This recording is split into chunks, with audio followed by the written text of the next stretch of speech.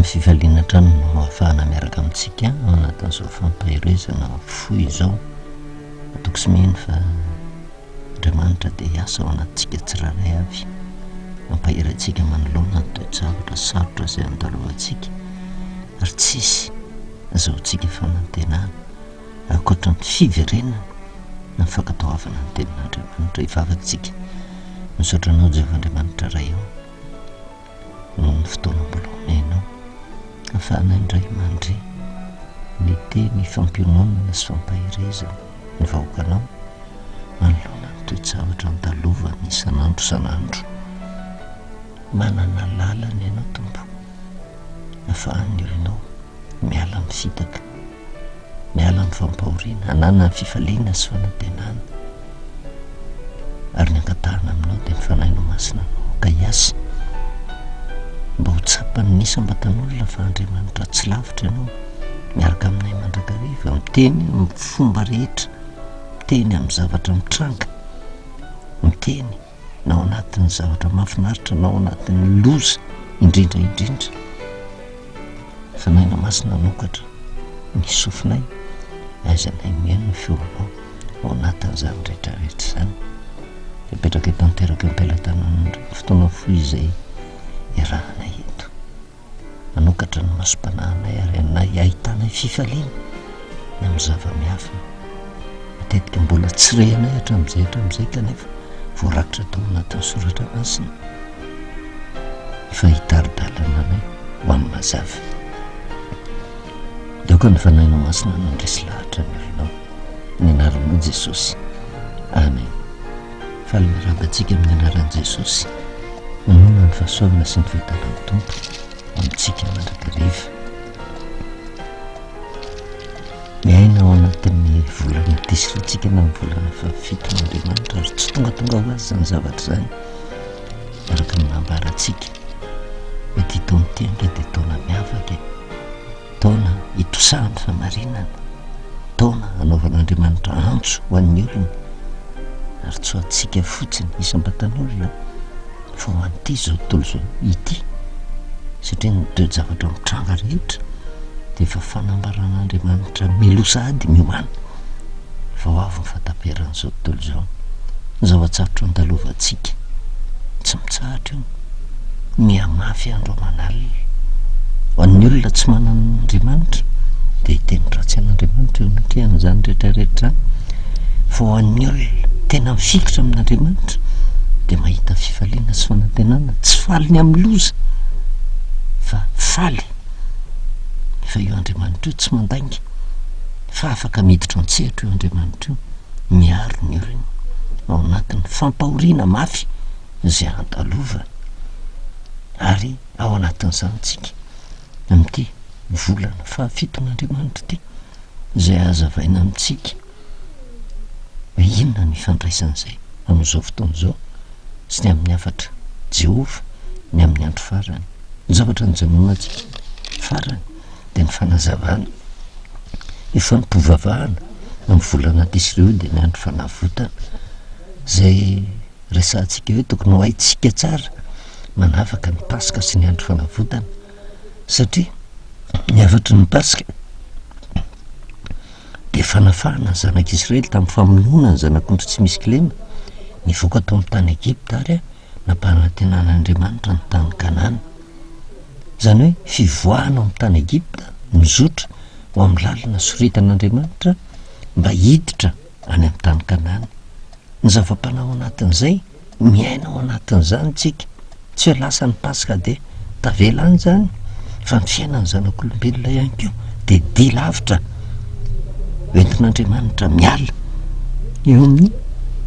Egipta mangeja dia niaiziny tsy fahalalana ety amin'ity izao tontolo izao ity, ary manonona ny zanak'olombelona rehetra izay mino hiditra ny fanjakan'ny lanitra, izay io ny kanana ny lanitra ary io no antenain'ny olona rehetra. Kanefa rehefa tafavoaka tao amin'ny tany Egipta ny zanak'Israely eny am-pandehanana no nitranga ny baiko rehetra rehetra makasika ny andro fanavotana. Izany hoe teny ho an'ny olona efa afaka fa tsy mbola voavonjy zavatra roa samy hafa, afaka tamin'ny fampahoriana tao amin'ny tany Egipta mizotra ho amin'ny lalana makany Kanana. Zany hoe ho antsika ihany koa ho an'ny olona afaka tamin'ny aiziny tsy fahalalana mizotra amin'ny lalam-pamonjena fa tsy mbola vovonjy fa ny famonjena efa vitan'i Jesosy Kristy tamin'ny nafatesany teo amin'ny hazo fijaliana. Ary io mifitaka amin'izao vanim-potoana zao ny fampanantenana pokaty ataony mpitory filazantsara satria efa maty Jesosy de mieritreritra fa efa vovonjy na inona ataon'ny olona manoloana ny fampianarana mahakasika an'izany, fampianarana mamitaka zany hitondra ny zanak'olombelona izotra ho any amin'ny afobe. Fa ny zavatra ambarin'Andriamanitra de eny an-dalantsika. Ary raha mijery ny tantaran'ny zanak'Israely teny an-dalana de io ny andro fanavotana tamin'ny volana Tisré, andro fafiton'Andriamanitra, fa ny mpovavahana takina lalàna mandrakizay tokony ho tanterahany zanak'Israely. Eo foana mantsy ny mahatonga ny olona diso hevitra raha vao miresaka hoe fa ny mpovavahana tamin'ny zanak'Israely ka tsy mety amin'ny kristianina amin'izao vanim-potoana zao de hoe tsy ho antsika zany fa manjoso ny zanak'Israely rehefa tsy eken'ny saina fa rehefa metimety amin'ny saina mba firy amintsika moa raha izay ny marina nanome ny didy sy ny lalàna ange Jehovah tamin'ny Mosesy nomena ny zanak'Israely. Zao ny Jehovah Andriamanitra ao aza manana Andriamanitra hafa afa-tsy zao ihany maninona ny tsy tenenina hoe tsy atsika zany fa any Jiosy. Aza manonona foana ny anaran'ny Jehovah Andriamanitra ao, maninona ny tsy tenenina zany hoe any Jiosy fa tsy atsika amin'izao vanim-potoana zao. Aza manao sarin-javatra voasikotra ho anao, maninona ny tsy tenenina zany hoe any Jiosy fa tsy ho atsika. Aza mangalatra, aza mamono olona, manajany rainao sy ny reninao, aza mijangajanga, maninona ny tsy tenenina zany. Fa rehefa tonga eo amin'ilay didy faefatra nefa de ho voalazaina hoe any zanak'Israely zany, any zanak'Israely zany fa tsy atsika amin'izao vanim-potoana zao. Ary io ny fitaka ampidiriny Satana ao anatin'le olona miseho azy ho hivavaka. Ary io zavatra io naseho an'Andriamanitra fialanenina tao anatin'ny telo taona, nanindry mafy tsy ivelena antsika intsony. Nisy lanjany lehibe tao anatin'ny telo taona fisian'ny Pasika tsy afaka notandremana vokatry ny toe-javatra nitranga manerina zao tontolo zao mba hisaintsaina ny olona fa taty amin'ny taona 2022 de zao afaka nitandrina ny Pasika ny olona fa firy tamin'ny olona niverina tamin'ny marina satria nanomboka taona 2020-2021 nahazavaina ny Pasika rereo olona zao ny famarina rehefa nahazavaina firy tamin'ny fiangonana, firy tamin'ny mpivavaka no niverina tamin'ny marina. Fa taty amin'ny taona 2022 nanindry mafy Andriamanitra ny andro fafito. Ary amin'izao mbola tsy tapitra ny taona tia indray ny andro fanavotana. Ka eo amin'izay andro fanavotana zay indray afatra ho an'ny olona efa afaka tao amin'ny tany Egipta fa mbola tsy tonga ny an-tany Kanana. Afatra ho antsika efa mizotra amin'ny lalam-pamonjena fa mbola tsy voavonjy. Fa antoko ny famonjenantsika, ny fanaikentsika ny tenin'Andriamanitra de nyresantsika inona ny zavatra miseho amin'izany vanim-potoana zany. Isa taona ny zanak'Israely de manatanteraka anio fanompompivavahana io raha iverenana kely. Io ny fotoana hidiran'ny mpisorona be amin'ny efitra masina indrindra, mitaraina amin'ny feo tsy azo tononona amin'Andriamanitra misolo-toerana ny zanak'Israely ao anatin'ny fifadikanana sy ny fifonana. Fa ny zanak'Israely tsy mahazo miditra ao anatin'ny efitra masina indrindra aty ivelany mampahory ny tenany. Azavaika amin'ny akapobeany fa tsy hidirantsika amin'ny antsipiriany satria lava de lava raha hojerevantsika isaky ny antsipiriany zay andro fanavotan'izay. Fa nitanjona kendrayntsika de hoe inona no ambaran'izany andro fanavotan'izany amin'izao vanim-potoana zao. Ny zanak'Israely dia velany nefa dia mampioro ny tena ny fady anina. Ary fantaritsika le fifadikanana zay nyresahana resakitsika ny Isaia fa 8:10 vao miresaka hoe fifadikanana de tsy afa-misaraka amin'ny fivavahana marina, tsy afa-misaraka amin'ny fitandremana ny sabata. Ampahoro ny tena nareo ndika hitandrona ny sabaty ianareo, hifady anina marina ianareo, satria fantatritsika ny dity faefatra tsangam-bato ny famonjena zay fa nazavaintsika teto tsy verenantsika lava, ary raha vaovao amintsika zany rehetrarehetra zany de tsisy zavatra azo atao afa-tsy ny hoe atsika zay neditra tao anatin'ny groupy mbola ao daholo ny fampahirezana rehetra tany aloha, de jereo reny fampahirezana reny mba afataratsika ny zavatra nambarin'Andriamanitra tamintsika, satria io Andriamanitra io de mampahery mandrakariva, manala ny maizina ao anatintsika mba afataratsika ny mazava, mampahorony tena ny zanak'Israely, ary tsy amin'ny andro anankiray fa mandritra ny vanim-potoana hijanona ny mpisorona be ao amin'ny efitra masina indrindra, andro fitsofana ny trompetra ozy sika, ary vao ny trompetra nitsofina de misy fahotanao, misy loza mananotanina ao, tsy mbola mandringan'Andriamanitra fa miandry ny fiverenan'ny olona amin'ny alalan'ny fivadikanina, ny fivavahana marina, fitandremana ny sabaty. Fa misy vanim-potoana tsy maintsy mitsangana vao amin'ny efitra masina indrindra eo mpisorona be vita ny fanompoam-pivavahana zay tanterahany. Raha nankasitrahan'Andriamanitra ny vavaka zay nataony, tafavoaka velona mpisorona be, ary raha vao tafavoaka velona mpisorona be, orakora-pifaliana ny zanak'Israely na amindra fo Jehova. Fa raha tsy nankasitrahan'Andriamanitra ny fivavahan'mpisorona be, maty eo amin'ny efitra masina indrindra mpisorona be, ary raha vao maty eo de ringana koa ny zanak'Israely. Ny zavatra misy nefa ao anatin'ny soratra masina, tsy mahita sika hoe ringana daholo ny zanak'Israely rehetra. Noho izany tafavoaka velona tao foana ny mpisorona be, zay fifaliana ho atsika, arabaky teny izy tamin'izany, lalàna teo amin'ny zanak'Israely mba hanakaratsika ny zava-miafy ny tenin'Andriamanitra. Fa manahoana amin'izao vanim-potoana zao, tonga teto tokoa Jesosy Kristy, taka ny tany amin'ny Pasika tany am-piandohana, namono ny zanak'ondry tsy misy kilema, tandindo ny zavatra ho avy. Le zanak'ondry tsy misy kilema tandindo ny Jesosy Kristy, tonga teto amin'izao tontolo zao Jesosy Kristy, de izy n'ilay zanak'ondrin'Andriamanitra tsy misy kilema maty teo ambonin'ny hazo fijaliana, ary nanomboka hatreo de tsy nisy tsony mifanatitra ondry ny vonoana, satria tsy foana tsy akory ny tenin'Andriamanitra fa nasehon'Andriamanitra tamin'ny fahafianoana fa eo ny zanak'ondry tsy misy kilema sitrak'Andriamanitra. Ka rehefa nivonoana ny zanak'ondry tsy misy kilema de mitovy ny lalàna, tsy maintsy hoanina nofony zanak'ondry ndra atetina amin'ny tatom-baravarana sy ny tolam-baravarana, ary zay le tandidina fandraisana fanasan'ny tompo zay misy antony lehibe eo amin'ny tantara ny famonjena zany rehetrarehetra zany. Fa tsy midika zany fefa voavonjy ny olona, maty Jesosy, fa tsy hoe maty Jesosy de tao ny raisina, nitsangana tamin'ny maty izy. Fa ny zavatra misy fotsiny de zao, nampitsahatra ny fanatitra lalaja izy any amin'ny Daniel, bokin'ny Daniel misy n'izany, ary rehefa nitsahatra ny fanatitra lajatra de ny zavatra mitranga nanomboka hatreo, inona ny antony? Satria natanteraka ho mandrak'izay tena fanatitra sitrak'Andriamanitra tamin'ny nanolorany tenany ho faty teo amin'ny hazo fijaliana Jesosy. Aiza no idira ny mpisorona be indray, satria rehefa tonga teto amin'izao tontolo zao indray Jesosy, tsy misy tsony mpisorona be olombelona, ary io no tokony ho tsarovantsika. Noho izany zany de tsy le takany tamin'ny zanak'Israely fa nahatanteraka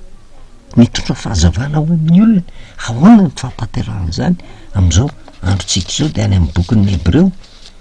vakitsika, Hebreo toko faefatra dingadingantsika fa rehefa tonga Jesosy Kristy nitsangana tamin'ny maty Jesosy Kristy de tsy misy olombelona intsony mpisorona be fa Jesosy Kristy no mpisorona be. De zao tsara no ilazany azy, Hebreo toko faefatra de ny andininy faefatra ambin'ny folo ka hatramin'ny fahenina ambifolo ko satria isika ozy manana mpisorona be lehibe zay lasa namaka ny lanitra de Jesosy zanak'Andriamanitra aoka isika hiazona ilay efa neketsika fa isika tsy manana mpisorona be zay tsy mahay miara-mitondra ny fahalementsika fa zay efa nalay-panahy tamin'ny zavatra rehetra tahaka atsika kanefa tsy nananao ka aoka isika anatona ny seza fiandrianana ny fahasoavana amin'ny fahasahina mba azahoantsika famondram-po sy ahitantsika fahasoavana ho famonjena amin'izany andro zany. Tsy manana mpisorona be olombelona tsontsika fa rehefa mitsangana Jesosy mbola mitony asa lasa namaky ny lanitra izy ary eo an-danitra de misy ny hevitra masina indrindra ary Jesosy Kristy ao izy amin'izao vanim-potoana zao manatanteraka an'le andro fanavotana mitaraina amin'ny feo tsy azo tononona amin'i Jehovah. Mbola tsy tonga ny fataperan'ity zao tontolo zao ty, mbola mivavaka ao Jesosy ao amin'ny hevitra masina indrindra any an-danitra ho an'ny zanak'olombelona rehetra satria izay no naseho ny tete amin'ity zao tontolo zao ty amin'ny mampisorona be azy nahaka ny toerantsika izy de lasa zanak'ondry tsy misy kilema izy amin'ny lafiny anankiray zay manatanteraka ny tena pasika satria ny pasika de famonoana ny zanak'ondry ny afantarantsika ny tombam-bidy ny fahafatesan'i Jesosy ary ny finoana an'izay le hoe Jesosy maty mitondra ny helokontsika zay no ahafahantsika indray manatanteraka ny fampipovavahana zay iarahantsika amin'i Jesosy. Tsy Jesosy rery no mivavaka amin'ny hevitra masina indrindra ankehitriny amin'ny mampisorona be azy fa misy zavatra takina koa ho atsika araka izay hitantsika tary amin'ny testamenta taloha. Mpisorona be mivavaka amin'ny hevitra masina indrindra ny zanak'Israely mampahoro ny tenany de torak'izany koa tsy foana ny tenin'Andriamanitra fa ankehitriny amin'ny hevitra masina indrindra ny an-danitra fa Jesosy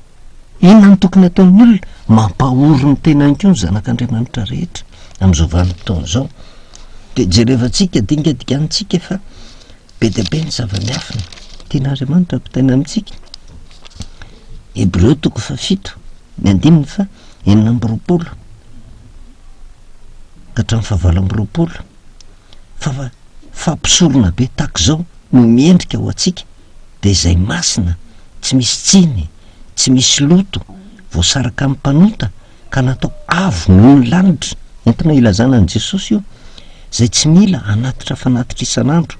tahaka ny ataon'ireny mpisorona be ireny voalohany noho ny otany tenany de vo noho ny an'ny olona kosa fa izany de nataony ny ray mandeha raha nanatitra ny tenany izy fa ny lalàna de manendry olona zay manana fahalemena ho mpisorona be fa ny tenin'ny fienianana kosa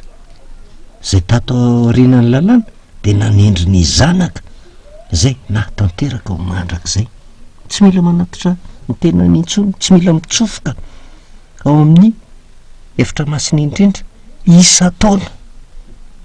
fa nahatanteraka ho mandrak'izay ny fanompopovavahana satria rehefa mitsofoka iny ray mandeha tao amin'ny hevitra masina indrindra izy de tsy mivoaka tao tsony fa ao izy amin'izao vanim-potoana zao tsy isa-taona fa ho atsika ty amin'ity zao tontolo zao ty soa ihany fa mbola misy ny isa-taona de isaky ny tonga ny volana tisry de mahatsiaro an'izany hoe inona ny afatra ny afatr'Andriamanitra ao anatin'ny andro fanavotana ny ahatserovantsika fa misy mpisorona be tsy mbola mitsangana fa mitaraina amin'ny feo tsy azo tononona misolo-toerana antsika ao amin'ny hevitra masina indrindra any an-danitra de Jesosy Kristy ao izy no mivavaka ho atsika, ao izy mitaraina ho atsika fa mitaky kosa fa nipopovavahana ho atsika amin'izao vanim-potoana zao zany de ny fampahoriteny mandra-pahatonga ny vanim-potoana zay hitsanganany Jesosy hiala tao anatin'izay hevitra masina indrindra zay ka raha ty amin'ny Hébreu 7 de zao tsy mpisorona be olombelona tsony no ilayntsika fa le mpisorona be tsy manan-tsiny tsy taka mpisorona be tamin'izany tsy maintsy izy mitonitra fanatitra ao an-tena satria tsy mendrika fa masina tsy misy tsiny ary ny lalàna de manendry olona zay manana fahalemena ho mpisorona be fa ny tenin'ny fienianana kosa tatorina de manendry ny zanaka zay natanteraka ho mandrak'izay raha toy izy atsika ny amin'ny toko fahavalo ny andiny voalohany ka hatramin'ny andiny fahenina ary tamin'izany zavatra zany lazaina izany ozy de zao no fotony manana mpisorona be toy izany isika de ilay efa mipetraka eo amin'ny akavanany seza fiandrianan'ny avy indrindra ny an-danitra manao fanompom-pivavahana ao amin'ny fitoerana masina sy ny tena taberna kely zay naoron'ny tompo fa tsy olona fa mpisorona be rehetra ozy de tendrena anatitra fanomezana sy fanatitra ary amin'izany de tsy maintsy mba manakaterina koa izy ko raha ety ambon'ny tany de tsy mba ho mpisorona akory izy satria misy raha teo reo manatitra ny fanomezana araka ny lalàna de reo manao fanompom-pivavahana amin'izay endriky ny aloka sy ny zavatra any an-danitra tahaka ny natoron'Andriamanitra ny Mosesy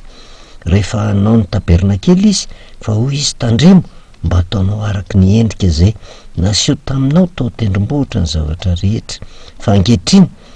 efa mahazo fanompom-pivavahana tsara ny andreny izy de araky ny nanaovana azy ho mpanalalana amin'ny fanekena tsara lavitra ozy zay natao tamin'ny teny fikasana tsara lavitra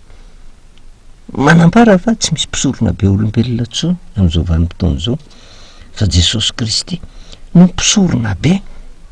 ary ao amin'ny efitra masina indrindra izy tsy miditra ho isa-taona tahaka mpisorona be fa efa ao izy tsy mivoaka tao zany hoe na taona 2022 raha mbola tsy tonga ny tompo 2023 na ataoko hoe tsy tonga izy amin'ny 3000 tsy mitsanganao izy raha mbola tsy tapitra zao tontolo zao Hebreo toko fa 7 njerevantsika farany de ny andininy fa 13 ny andininy fa 13 ka hatramin'ny 14 fa Kristy kosa rehefa tonga ho mpisorona be ozy ny amin'ny zavatra rehetra tsara ho avy de namaky teo amin'ny taberna kely lehibe lavitra sady tsara lavitra zay tsy natao tanana zany hoe tsisy an'izao zavatra ary zao ary tsy mba nitondra ny ranosolahy sy ny rahanjanak'ondry izy fa ny rahany tenany de niditra ny ray mandeha ho any amin'ny fitoerana masina ka nahazo ny fanavotana mandrakizay fa raha ny ranosolahy sy ny rahanomboavy ary ny laven'ny batotr'ombovavy ozy afafy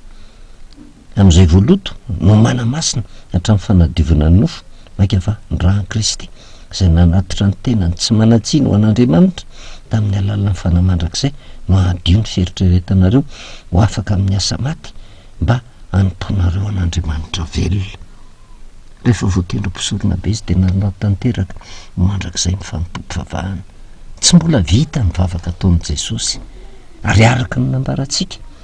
tary amin'ny testamenta taloha de voafetra ny vanim-potoana hijanona ny mpisorona be ao amin'ny efitra masina indrindra fa tsy maintsy mitsangana ao izy raha maty eo izy de tsy misy famonjena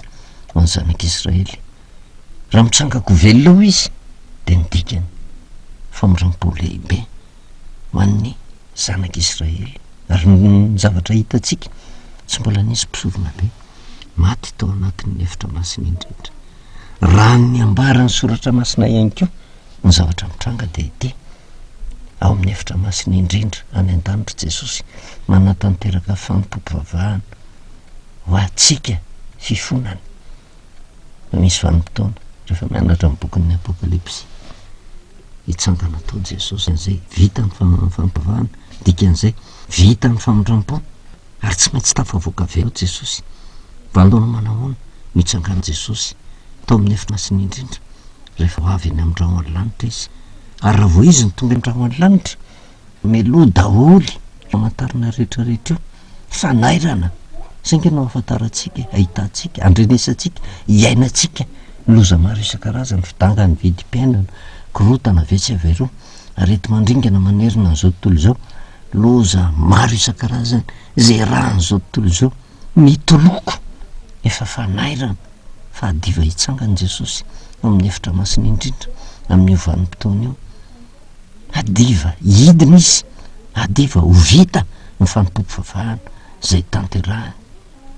ary ho avy izy andravany ty zao tontolo zao ty noho izany zany raha mbola ao jesosy fampobavana manahoana ny fampobavana tokony ho tanterahana am'izao andro faran'izao de ny fampobavana ny andro fanavotana fampobavana ataon'ny olona efa tafavoako amin'ny tany Egipta afaka mizotra amin'ny lalam-pamonjena fa mbola tsy voavontsy mahafantatra fampisorona be ao amin'ny efitra masina indrindra ary raha mandinika tsara ny soratra masina ny akamaroan'ny olona vanim-potoana tokony hampahoritena zao re olona ny fampahoritena de ny fifadikanina vanim-potoana tokony hifadikanina marina zao vanim-potoana tokony hivavahana marina zao vanim-potoana tokony hitandremana ny sabata marina zao mba kasitrahan'Andriamanitra ny fanompompivavahana ary rehefa tena jerevana zay tsy mitsahatra zay fampahoritena zay satria mbola ho azavaintsika iverenantsika hoe inona ny atao hoe fifadikanina tsy fomba tanterahana amin'ny andro anankiray mety amintsika fa fiainana iainana satria ny fifadikanina fampahoritena tamin'ny zanak'Israely de mandritra ny vanim-potoana hijanona mpisorona be ao amin'ny efitra masina indrindra kanefa tsika tsy manana mpisorona be olombelona fa Jesosy de ao Jesosy ary tsy mitsanganao izy raha tsy hiverina ka andravany ty zao tontolo zao ity de zao ny fampopivavahana tokony ho tanterahana am'izao andro faran'izao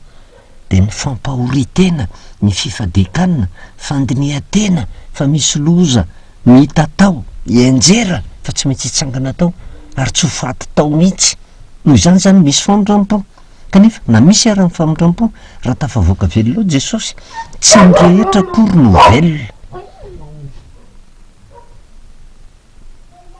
fa zay mino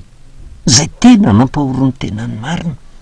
no hovonjen'Andriamanitra am'izany vanim-potoana zany ary indrindra ny tokony ho tan'Andriamanitsika satria ny manaitra am'izao vanim-potoana zao hoe tena mirehare fatratra ny kristianina hoe tena miaraka amin'i Jesosy de efa voavontsy efa mpandresy mila mideran'Andriamanitra satria efa tena mpandresy tsy mila mampahoro ny tena mila mifaly mandrakariva tokony hifalitsika misy an' Jesosy zay nisolo toerana atsika fa tsy mbola voavontsy isika fa raha ny lalàny soratra masina fampahoritena no atao de rehefa tena jerevana fampopivavana am'izao vanim-potoana zao nge rehefa jerevana ny fampopivavahana de ohatrany hoe tahaka ny misioka sahady ny kristianina nefa mbola tsy tafavoaka ny ala zay ny fampopivavahana hitatsika am'izao vanim-potoana zao tsy fampopivavahana mampahoritena fa fampopivavahana efa manao hika-mpandresena sahady satria mieritreritra ny tena ny favovonjy tsy mahatsapa fa mipisorona be amin'ny efitra masina indrindra ny mpisorona be mbola mitaraina amin'ny feo tsy azo tonoana ny mpisorona be mbola mifona ho atsika re atsika zany afatra zany de anjaro atsika mitodika amin'ny tenantsika manahoana ny fampopivavahana tanterahantsika raha mibanjina am'izay ny Isaia 8:10 ny antson'Andriamanitra ataony ny amin'ny fivavahana marina fivadikanina tena izy ny fitandremana sabata ankasitrahan'i Jehova Isaia 8:10 tsy feoziona ny anjo maramboro amin'ny oloko ny fahadisony ho am'izany taranak'Israely ny fahotany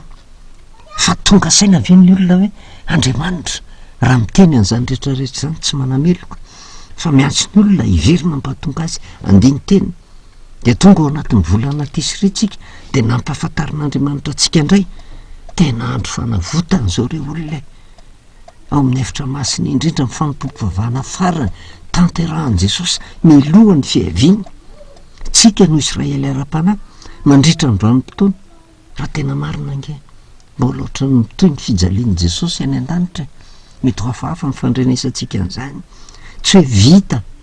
tamina nylovany tena ny tete amin'ity zao tontolo zao ty ny asany fa natao ho hita ny zanak'olombelona rehetra fa nanaiky hitondra ny fahotantsika izy ka na nitondra fahotantsika ary izy tsy voavela heloko zany tsika raha tsy manaiky mino zay le famonjena vitan' jesosy zay sandeha izy de mbola natanteraka fa nipovavahana ao amin'ny efitra masinendrisa mbola mitoy zany mandraka ankehitriny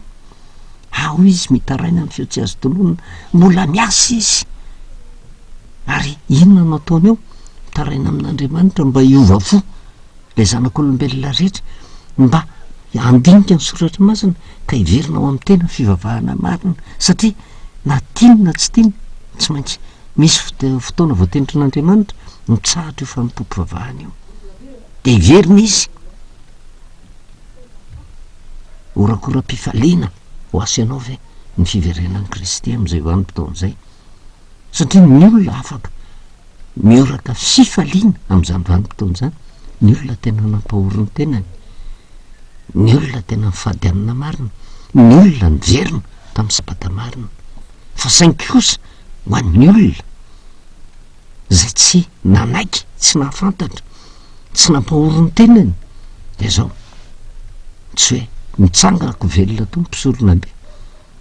de hifaliko io zany fa hitomany reo olona reo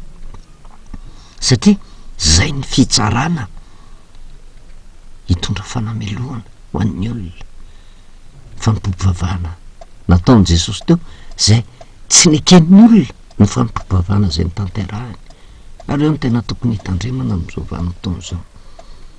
vanim-potoana tokony andinihan-tena zao ka raha jerevany zay le hoe mandra-pahoviana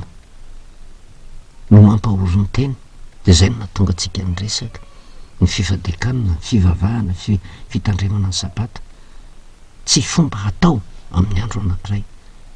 fa tena fiainana mandra-piavin'i Kristy eny amin'irao any lanitra ahoana no iainana an'izany mifadianina mandra-pahatonga an'i Kristy ahoana ny iainana amin'izany fivavahana mandra-pahatonga an'i Kristy ahoana ny iainana an'izany fitandremana ny sabata mandra-pahatonga an'i Kristy fiainana mba handraisana famonjena da mba tsy hatonga atsika ho faty antoka mba tsy hatonga atsika ho diso hevitra mialanen'Andriamanitra manao antso amintsika oka mpahoriny tena atsika isika fa zay tsy mety miorosy de fongorana amin'ny fireneny dikan'izay nge izotra amin'ny lalan'ny fahaverezany zay tsy mety mampahoriny tenany zay manora raha akory fa misy antony daholo reny didin'Andriamanitra reny lalan'Andriamanitra reny misy zavatra tiany ampitaina amin'ny olona ka tsy tokony anteha-pahazarantsika eo amin'ny fiainantsika lasa mahafinaritra ny olona angeny mitsinjatsinjaka ny am-piangonany mika fandraiseny mandihy satria efa voavonjy fa lasa namaky ny lanitra Jesosy fa firy amin'ny olona no mahafantatra manao fanompopovavahana ange izy io mbola mampahorony tenany izy io mandra-pahatonga andramotony hitsangana teo ka hivereny ty amin'ity zao tontolo zao ty fa misy zavatra takina koa mampanaradian'i Jesosy mampahoro tena fanompopovavahana tokony ho tanterahana amin'izao andro faran'izao raha fitinina fampahoritena fifadikanina fiverenana amin'ny sabatan'i Jehovah kanefa Andriamanitra tsy manery manambarany marina fotsiny izy araka ny teny Jesosy raha tonga ka tsy niteny taminy tsy nanan-teloko izy raha tonga kosa de tsisy azony atao ahafahany amin'ny elony rehetra mialanenina mandrakariva eo Andriamanitra io tena te-hamerina ny olona am'laoniny ary azo lazainy matahotra sy mangovitra Jehovah fefa divitsangany Jesosy sao de ho ringana zasanao de matoko sy mino fa zany teny zany de hamerina antsika ho amin'ny laoniny tanteraka mba hisaintsaina atsika ny fiainam-panahintsika ka tsy anjeny ny andro lava isika fa hiverina hitodika amin'io Andriamanitra zay nanome ny lalàna tsy miova mba ho tanterahantsika izay nanaisitra ny aizina mitondra fahazavana mba fantarantsika marina hoe ay ve izay zavatra takin'Andriamanitra amiko voninahitra n'Andriamanitra rireny hivavakitsika misatranao Jehovah Andriamanitra ray no niteninao indray izay tonga mampahery anay zavatra tsy fantatra hatramin'izay kanefa fomba hoana moa no afantarana izany raha tsy mifanahinao no miasa daoko izany fanahinao zany mandresy lahatra ny isam-batan'olona tsirairay avy mba fany mampahoro ny tenany mandritry ny androm-piainany sy ny tompon'andro mahavelomana omenao azy ety amin'ity zao tontolo zao ity tsy maintsy hitsangana tao ianao an' Jesosy ary fifaliana ho an'ny olona izay mankatoy izany kanefa mifakiantoka ho an'ny olona tsy mety mampioro ny tenany deoka ny fanahinao no miasa ao anatin'ny baoko ny tsiraray avy mba hitondra fandresen-dahatra ary ho tonga mifankatoavana ny teninao matoko sy mino fa miasa mandrakariva ianao ka raha mbola velon'ainy izahay